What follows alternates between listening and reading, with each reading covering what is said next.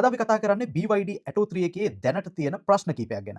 මේකෙන් අපි බලාපොරොත්තු වෙන්නේ නැහැ මොකක් හරි වාහනයකට මඩ ගහන්න. හැබැයි තියෙන ප්‍රශ්න ගැන කතා කරලා ඒව විසඳගන්න එක තමයි අපිට තියෙන එකම දේ. කම්පැනිට කියලා විසඳ ගන්නත් පුළුවන්. එහෙම නැත්නම් අලුත් දේවල් හදලා මේ ප්‍රශ්න විසඳ ගන්නත් පුළුවන්. BYD Atto 3 එකේ මේ වෙනකොට ඉස්සරහ දොරවල් ඇරලා බැලුවොත් එහෙම පාරේ මඩ සහිත පාරක හෝ එහෙම නැත්නම් තාර පාරේ යනකොට ඒ තාර පාරේ තියෙන දූවිලි වගේ දේවල් ගිහිල්ලා දොරේ ඇතුල් පැත්තේ තැම්පත් වෙනවා. BYD Atto 3 එක පාවිච්චි කරනවා නම් අනිවාර්යයෙන්ම ඔයාට මේකේ එක්ස්පීරියන්ස් එක ඇති. ඉතින් මේක හරිම ගැටලුවක්. මොකද ඇඳුමේ ගෑවෙන්න පුළුවන්. ඉතින් මේකට විසඳුමක් විදියට මේ වෙනකොට බාහිර වශයෙන් සවි කරන විවිධ ගාඩ් වර්ග නිෂ්පාදනය කරලා තියෙනවා. ඉතින් ඒව පාවිච්චි කරොත් බොහෝ විට මේ ගැටලුව වළක්වා ගන්න පුළුවන් වෙනවා. ඉතින් අපි ඉල්ලන්නේ BYD කම්පැනි මේක ගැන හිතලා ෆැක්ටරි ෆිටඩ් මොනවා හරි දෙයක් මේකට එවුවොත් එහෙම මේක අපිට වළක්වා ගන්න පුළුවන් වෙයි. ඒ විතරක් නෙමෙයි. මේ වෙනකොට BYD වාහන Atto 3 එක විශේෂයෙන්ම භාවිතා කරන අය කියන දෙයක් තමයි BYD වාහනේ ලොක් කරාට පස්සේ ඇතුලේ AC එක වැඩ කරනවා කියන කාරණය. මේකටත් විසඳුමක් තියෙනවා. ඒ තමයි අයපාරක් අන්ලොක් කරලා ආපහු ලොක් කරා නම් මේ AC එක ඕෆ් වෙනවා. ඉතින් මේක ප්‍රශ්නයක්ද කියන එක ඇත්තටම BYD පාවිච්චි කරන අය හරියට දන්නේ නැහැ. සමහර විට මේක තාක්ෂණිකව මේකේ කූලින් සිස්ටම් එකට අවශ්‍ය දෙයක් වෙන්නත් පුළුවන්. ඉතින් ඒ ගැන